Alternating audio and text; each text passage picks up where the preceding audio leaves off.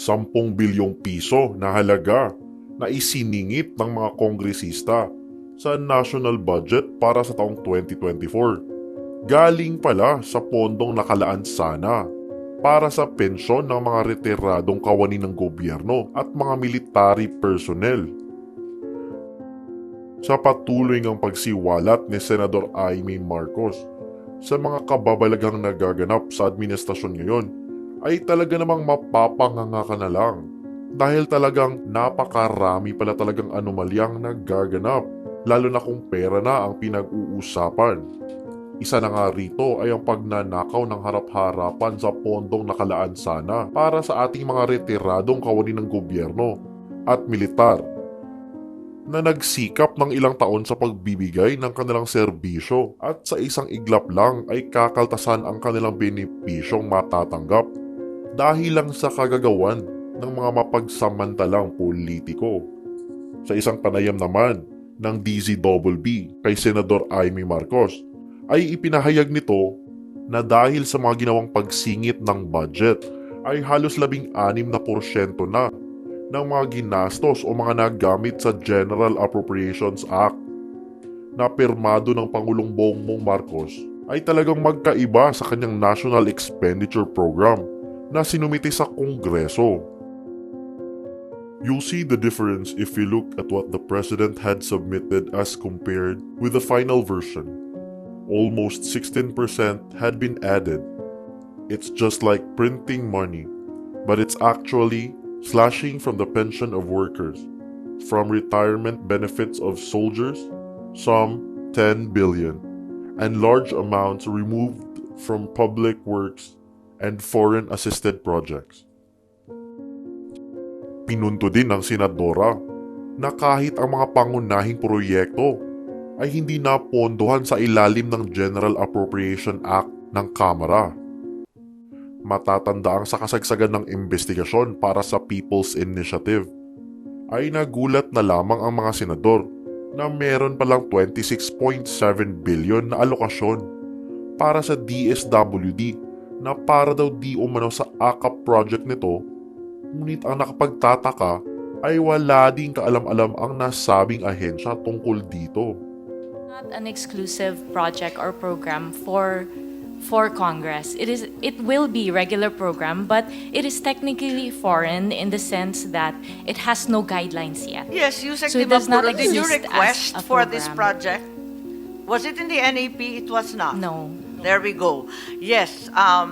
Do we allot sums of money, enormous sums of money such as this, almost 27 billion, for a project or a program that is undefined, unnamed, unfamiliar, with no guidelines whatsoever, with no target beneficiaries, and is just left open? Is this the usual practice in the DSWD? Not necessarily a usual practice Not in the necessarily. DSWD. So sometimes DSWD has these magical projects that no one has ever heard of before. We don't create magical projects, Madam Chair. These are But part when of is the it GAA. necessary? You said not necessarily. So there are times when it is necessary to invent projects? There are times when there are necessary projects to Yes, you have QRF and you have all kinds of emergency Yes. assistance. I'm very familiar. Why do you have to invent AKAP? AKAP is not invented. I But you believe just said that guidelines and the purposes had not been established. yes, guidelines have to go through proper policy procedures. So Pero it's not linagyan na ng invented out pera, of the walang air. nakakaintindi kung paano gagawin, kung kanino ibibigay. Walang kaplano-plano pero may pera na. Madam Chair, there are programs that are provided by the GAA for NGAs to implement. But before we Yes, do with all implement, due we have respect, to... USEC, that is not the usual budget process we're familiar with. There's always a very well-defined project or program before a line item magically appears in the GAA. It's fought over, debated, and discussed very, very thoroughly in the subcommittees as well as the plenary. This wasn't. Madam Chair, we are currently creating the guidelines, and we would be happy to share with. Parang baliktad naman yata yung buhay natin. Ngayon mag-iimbento ng dahilan, magdi-design ng project, pupunteriya yung mga beneficiary. Pero in the meantime, linagyan muna ng bilyon-bilyon. Yan na ba talaga ang patakaran ng DSWD? Madam Chair, for programs that are intended for the poor, vulnerable, and disadvantaged, we welcome, obviously, more programs, and we would be grateful to be able to implement these other programs. Yeah, I'm familiar with your mandate, but nothing in your mandate indicates that you should be inventing projects and that you are exempt from usual budgetary study and procedure. I'm sorry.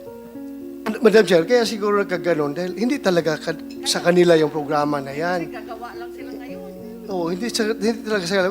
With due respect naman, in fairness to Yusek Di Vaporo, bago nga yan sa kanya. Sabi nga niya, foreign hindi niya alam. So, huwag ka mag-alala, we are not faulting you for that. Kaya we are just investigating dahil the usual mangyari is meron ng bahay yung pondo, like AX.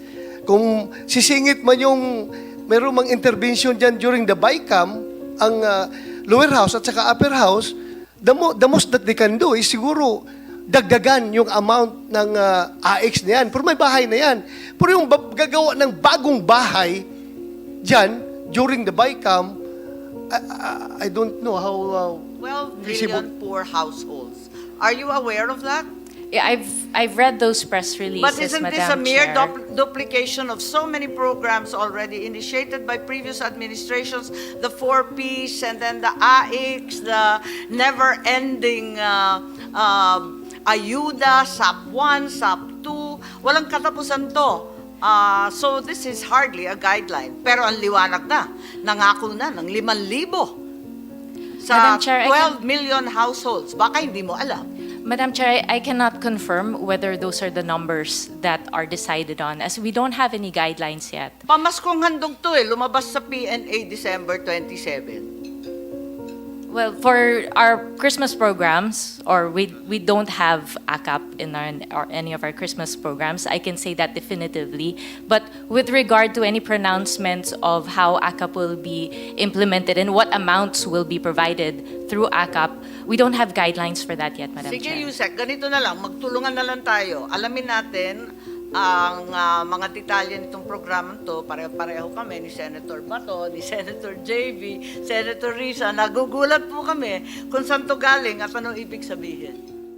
Nilinaw naman ng senadora na talagang kailangan magpaliwanag ng DSWD sa alokasyong natanggap habang tinawagan niya ang Department of Budget and Management na iwasan ang pagbibigay ng pondo hanggat wala pang klarong regulasyon para dito. Aling sa AKAP. Sino ba talaga implementor nito? Kaya nga, dyan nga kami nagtataka. Nagtataka nga kami dahil pati si DBM, si Secretary Amina, umamin na hindi daw niya alam kung paano siya magre-release. Hindi nga daw niya alam sino bang bibigyan niya. Nalilito rin yung DBM. Sila nagre-release, sila yung kahero ng gobyerno.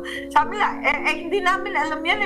Kanino ba ibibigay? Ganon din yung DSWD. Wala naman daw silang listahan dahil hindi nila alam kung sino ang beneficiary. Biglang may nakatanggap na ng mga kongresista. Dito tayo natatakot. Paano sila nakatanggap niyan at kanino dapat ibibigay? Kasi iba-iba yung pamantayan niyan. May unang draft guidelines ako nakita, ang sabi, may referral letter mula sa politiko. Naku po, paano ba yan? Tapos yung final approval mula sa politiko. Yung isa naman, nakita ko, isa pang draft guidelines, ang sabi, magmumowa daw sa LGU at mismo yung mayor o kung sino man ay magbibigay ng listahan, pero ang ibibigay na lamang bigas, hindi na daw pera. Hilong-hilong nga ako, sabi ko parang maskip up naman itong project na ito, nakaka-nervyos. Dagdag naman ng senadora na ang ibang mga pondo sa ibang pagsingit sa budget ay nakatago sa 450 billion unprogrammed funds na wala din sa orihinal na bersyon ng budget na sinumiti ng palasyo at inaprubahan ng Senado kaya't positibo ang senadora na meron talagang nakawang nangyayari sa kanilang likuran. Nagbigay na din ng klarifikasyon ang senadora tungkol sa kanilang pagpirma sa budget ay dahil di umano wala talaga silang kaalam-alam sa pagsingit ng AKAP funds sa orihinal na bersyon na sinumite sa bicameral session. Ayon naman sa Department of Budget, ay nasa 77.9% ang nakuha sa 5.768 trillion na budget para ngayong taong 2024 o nasa kabuuang halaga ng 4.49 trillion pesos ang nakukuha ayon sa kanilang datos.